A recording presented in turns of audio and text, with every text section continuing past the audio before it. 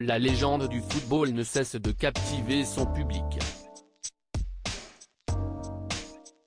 Éric Cantona a sorti son premier single, ce 2 juin, et dans C'est à vous ce vendredi soir, il a expliqué pourquoi il se lançait dans la musique. Éric Cantona, l'icône légendaire du football, se dévoile sous un nouveau jour.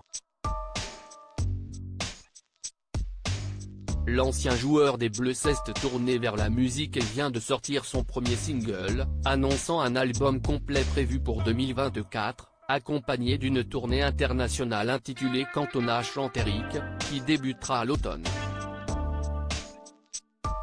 Ce tube, chanté en anglais par The King, surnom donné à Cantona lors de ses années glorieuses à Manchester United, 1992-1997, est disponible sur toutes les plateformes de streaming.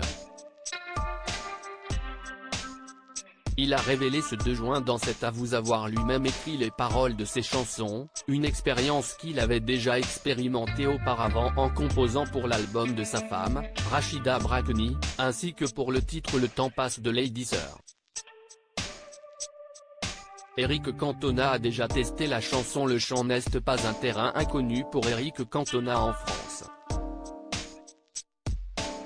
Sa voix a déjà été entendue au sein du groupe Dionysos, ainsi que dans des chansons de Bernard Lavilliers ou de Rachid Taha.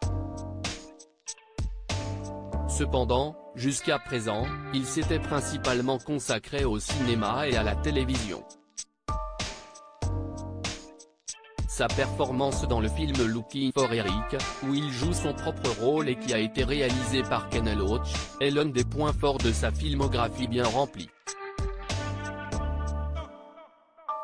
Récemment, l'ancien footballeur a également fait parler de lui grâce au téléfilm diffusé sur TF1 Le Colosse aux pieds d'argile, dans lequel il incarne un personnage principal inspiré du parcours de l'ancien rugbyman Sébastien Bouey, qui a été victime d'un viol à l'adolescence.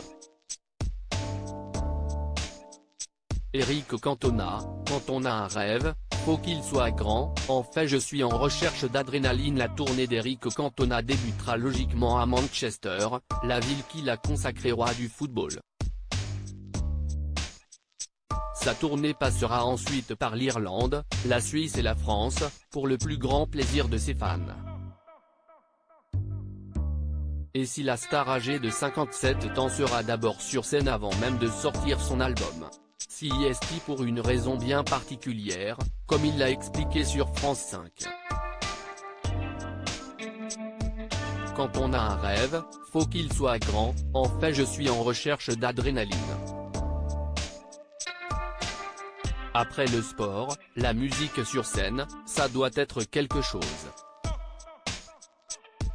Au départ je l'ai fait pour ça, pour l'adrénaline dont je parle, mais on m'a dit si tu veux que les gens ils viennent faut quand même sortir 1 ou 2 morceaux. Me produire sur scène face à un public, je pars dans l'inconnu, mais quand je vais voir des concerts, j'ai l'impression que les chanteurs, ils sont dans un état second, a expliqué l'invité d'Anne-Elisabeth Lemoine. Avant de poursuivre, quand j'étais jeune, tous les albums que j'ai achetés, CIST des albums live. Le live il y a une énergie, il y a des imperfections, mais on rebondit sur les imperfections, les accidents, bon faut pas qu'il y ait trop d'accidents mais bon j'adore les lives.